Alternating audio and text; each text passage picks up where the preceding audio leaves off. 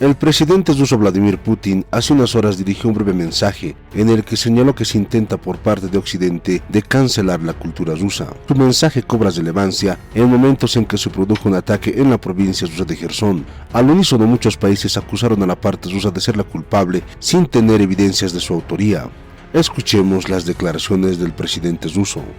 La cultura, el arte, esas áreas que están diseñadas para unir a las personas hoy están siendo el epicentro de la confrontación geopolítica. Todo lo relacionado con Rusia está siendo cancelado, borrado del patrimonio de la civilización. Por lo tanto, tales figuras se castigan a sí mismas. En primer lugar, privan a sus pueblos, a sus ciudadanos de la oportunidad de tocar obras maestras genuinas. Para nosotros, ahora de hecho, es el momento de la autodeterminación, la lucha por el derecho a ser nosotros mismos. Tenemos un gran respeto por el patrimonio de la cultura mundial. En nuestro país es simplemente imposible imaginar intentos de cancelarlo, pero mirando lo que está pasando en el mundo, entendemos cada vez más claramente. No necesitamos pauta o estándares crudamente impuestos desde el exterior que reprimen cualquier identidad o creatividad de desarrollo. También es necesario tener una actitud cuidadosa y respetuosa con las raíces, los orígenes, el deseo, ya en formas y géneros modernos, de repensar y preservar el sonido único que siempre ha distinguido a la cultura rusa. Su mensaje de valor especial, que habla del poder de la misericordia, el respeto mutuo, los fundamentos espirituales y morales más importantes. En ese contexto, con respecto al ataque en la provincia rusa de Jersón a la central hidroeléctrica y que la parte ucraniana señaló como autores a los rusos, el analista español Juan Antonio Aguilar expuso que las afirmaciones ucranianas no tienen sentido, ya que sería tanto como afirmar que los rusos se bombardean a sí mismos, algo completamente irrisorio. Además, ¿para qué hacerlo?, señaló el analista, si ellos, los rusos, podrían cerrar y abrir la represa cuando quisieran. Escuchemos sus declaraciones. ¿Cuál es la fotografía? ¿Cómo se ve lo que está sucediendo alrededor de la presa? Y sobre todo ese intento también de ver si Rusia es finalmente culpable, pero ni Reino Unido esta mañana, Rishi Sunak, ni ayer John Kirby por parte de Estados Unidos, ni la ONU tampoco, Guterres, han conseguido señalar claramente qué es lo que ha sucedido y sobre todo si este paso alrededor de la presa de Ucrania nos lleva a un conflicto diferente, nos hace cambiar la fotografía que ya teníamos. Bueno, yo creo que no. Vamos a ver, lo normal en estas situaciones siempre es que la niebla de guerra intente ocultar realmente lo que ha ocurrido, ¿no? Estamos hablando de una historia en que la propaganda juega un papel muy importante. Yo creo que esto se puede intentar analizar, pero partiendo de una cosa muy sencilla, del sentido común. ¿En manos de quién estaba la presa? En manos de las fuerzas rusas. Entonces, esto ya no lo hemos vivido. Los rusos se bombardean a sí mismos una vez más. Vamos a ver, suponiendo que la intención fuera inundar toda esa zona del Dnieper por parte de los rusos, ¿para qué tienen que bombardearla? Abren las esclusas y ya está. Y las vuelven a cerrar cuando quieran. No tiene ningún sentido. Apliquemos por favor el sentido común. Pero es que además hay antecedentes, que esta es la segunda parte. Los antecedentes son que ya en noviembre pasado la presa sufrió un bombardeo por parte ucraniana, reconocido por Ucrania. Pero es que el 29 de diciembre el Washington Post publicó como el general Kasulchak hizo unas declaraciones diciendo que ya habían practicado el tiro contra la presa y que había sido también un éxito, pues si necesitaban inundar esa zona del Dnieper, que sobre todo en la región del Kherson, ¿no? Esta fue la causa del peligro de esa inundación por la cual Rusia retiró sus tropas de la zona derecha del Dnieper y para evitar quedar en una zona inundada y a merced de alguna ofensiva ucraniana, que tiene su lógica. Y luego, por último, hay que pensar en a quién beneficia. ¿A quién beneficia esta acción? Una acción que lo que hace es que la primera línea de defensa rusa se haya visto inundada. Tienen que retirarse, provoca un problema logístico. Pero además una cosa muy sencilla, sí, de la zona a la izquierda de la presa está inundada, pero el nivel de las aguas del Dnieper por la zona derecha de la presa, lógicamente ha bajado el nivel, lo que facilita precisamente la de una posible ofensiva ucraniana en esa zona. Y además con un objetivo muy claro, que es la central nuclear de Zaporozhia, que es prácticamente, yo creo que el único objetivo mediático que la ofensiva que ha lanzado Kiev, que ha lanzado la OTAN en esto desde hace 3 días, 32 horas, pues puede intentar conseguir para justificar de alguna forma la operación, ¿no? Porque si no, me temo que la cosa va a quedar muy disminuida, por lo menos tal como están discurriendo las cosas en estas 72 horas.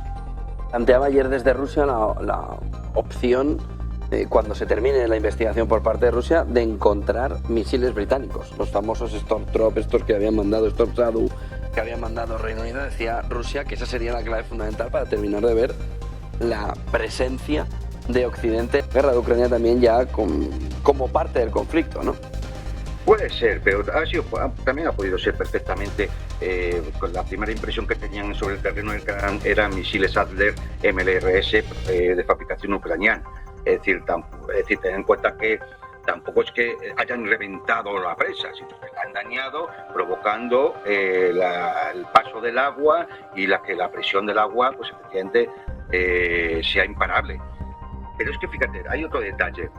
Por encima de esta presa de Kojovka hay otra, Dnipropetrovsk, en la cual los ucranianos llevaban varios días soltando agua para que aumentara el caudal y la presión sobre la presa de Kojovka. Es decir, esto es otro indicio clarísimo de la intencionalidad ucraniana, desde el punto de vista militar, de provocar esta inundación que tiene sus consecuencias militares y también civiles, porque al final pone en peligro el suministro de agua en Crimea y provoca, como he dicho, problemas militares y logísticos. Se han inundado campos de minas que han quedado inservibles. Hay que hacer una línea de defensa nueva. O sea, que no, desde el punto de vista militar tiene toda la intencionalidad. Entonces, a ver, entonces pensemos un poco quién ha podido estar detrás, ¿no? Es decir, no hay que ser muy, muy inteligente, ni hay que ser un gran analista, y mucho menos decir algunas de las tonterías que el sicariato mediático de la OTAN provoca en la prensa occidental. Por favor, Tucker Carlson, por ejemplo, ya te ha puesto completamente en duda la autoría rusa de esta acción, que es una acción terrorista, ojo, porque está claramente prohibida por el artículo 56 del Protocolo 1 de la Convención de Ginebra del año 77. No es ninguna tontería. No, es que si eso se hubiera realizado al final desde el lado ucraniano, al igual que se están mandando los mensajes de que es un crimen de guerra, ojo con la fotografía que podría atacar directamente a Ucrania, atacar en el sentido opinión pública, ¿no? En el caso de que finalmente fuera Ucrania, porque si finalmente fuera Ucrania, cuidado, porque se están usando palabras muy grandilocuentes alrededor de que lo que Rusia habría hecho es un crimen de guerra, por lo que por analogía encuentras el crimen de guerra también en el otro lado. Claro, pero esto ya lo hemos oído antes. Es decir, hay que recordar el puente de Kerch, los bombardeos sobre las ciudades, sobre los civiles en Donbass, los drones sobre el Kremlin, los ataques sucesivos contra la central nuclear de Zaporozhia, siempre han sido los rusos bombardeándose a sí mismos. Esta es una más. ¿Qué es lo que en última instancia puede justificar que de alguna forma se le esté dando tanto pábulo a este asunto, que al fin y al cabo es un daño, pero de momento afecta a 14 poblaciones y entre 20 y 30.000 personas? Tampoco estamos hablando de una catástrofe cósmica, Es decir, ¿qué es lo que puede estar detrás? Pues posiblemente que esa ofensiva ucraniana que empezó hace 72 horas esté siendo realmente un completo fracaso.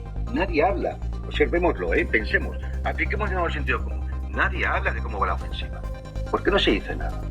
Porque en 72 horas las pérdidas han sido descomunales para obtener unos avances irrisorios. Es decir, si esto no cambia, esta ofensiva es un fracaso completo. Entonces, bueno, pues de alguna forma, con esto, además de su intencionalidad militar, cambiamos el foco y enfocamos en otro crimen inmundo de Rusia, ¿no? Es decir, otra infamia, además, y desviamos el foco de cómo va la famosa ofensiva. Que llevábamos 3 meses esperando y se produce y ahora nadie dice nada. Un poco sospechoso, ¿no? Sí, una parte también está diciendo que puede perjudicar precisamente cómo está enfangado toda esa zona de la presa, el paso de las tropas ucranianas, pero nos estás dando una fotografía distinta, y es que precisamente pueden entrar bordeando esa zona, ¿no? No, por la parte, es decir, la presa divide el caudal de Dnieper en 2 partes. Hacia la izquierda, efectivamente, se ha inundado, y si los fuerzas ucranianos hubieran tenido intención de avanzar por ahí, es un problema. Ahora, digamos que de orilla a orilla hay más distancia, lo cual es una dificultad mayor para la operatividad de un avance por ahí. Pero en la parte derecha, todo ese agua que inunda es caudal que baja en el río. Entonces, es decir, se facilita la posibilidad de cruzarlo por la parte anterior a la presa, lógicamente. Entonces, bueno, pues es decir, dependiendo de dónde hubieran pensado las fuerzas ucranianas lanzar la ofensiva, lógicamente les convenía o no bajar bajar el caudal del Dnieper en una zona o en la otra. ¿Vale? Pero es que además la presa estaba en manos rusas. Es que esto es lo más claro. Es decir, bueno, pues la única forma que tenían de intentar hacer este operativo era volarla. ¿Y quién la iba a volar? Pues quien no la tenía, porque el que la tiene, si lo quiere hacer, solo tiene que abrir las compuertas y ya está. Es decir, luego, claramente yo creo que, bueno, han ido buscando una oportunidad, una ventaja táctica desde el punto de vista militar, pero y luego, pues, de alguna forma también esto ayuda de nuevo a demonizar a Rusia y a desviar el foco de lo que realmente está ocurriendo en la ofensiva. ¿Puede cambiar también la fotografía de escalada hacia Occidente? Ese punto que no hemos traspasado todavía, aunque hayamos pasado varias líneas rojas que parecían que nos iban a llevar allí. Los Leopard, si al final llegaban los F-16, ya se ha anunciado que los F-16 llegarán. Pero ¿puede este incidente de la presa terminar de escalar hacia Reino Unido, hacia la OTAN, hacia el conjunto de Occidente, la guerra de Ucrania? Vamos a ver, yo creo que hasta ahora ninguna de las cosas que se han hecho significan un cambio estratégico en el desarrollo de las operaciones militares. Por lo tanto, yo creo que de alguna forma la escalada está controlada. También hay que tener en cuenta que hay signos de la propia administración norteamericana de que no se quiere que continuar esa escalada, y se refrena. No así otros países europeos, donde yo creo que se han vuelto completamente locos y están tomando una actitud absolutamente irracional, belicista y muy peligrosa con respecto al conflicto. Entonces yo, en principio, yo no creo que la escalada vaya a ir a más de momento y con esta situación, porque nada de eso, de alguna forma, va a cambiar la estrategia, el teatro de operaciones de una forma fundamental. Ni los F-16, ni los tanques Leopard, que acordaros la que se dio con los famosos tanques, y ya han caído 8 de esos tanques en el primer día.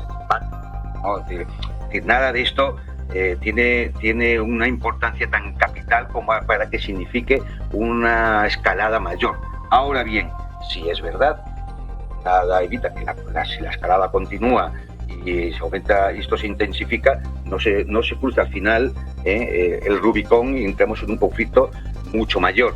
Y también tengo otra cosa, es decir, tanto Polonia como el Reino Unido, como los Bálticos, demás, esto al final se acabará pagando. O sea, Rusia acabará cobrándose esas deudas pendientes por la actitud tan agresiva que se ha tenido contra ella respecto a un conflicto que no es nuevo y que ya venía fraguándose desde hacía 8 o 9 años. Suscríbete a mi canal para recibir más videos.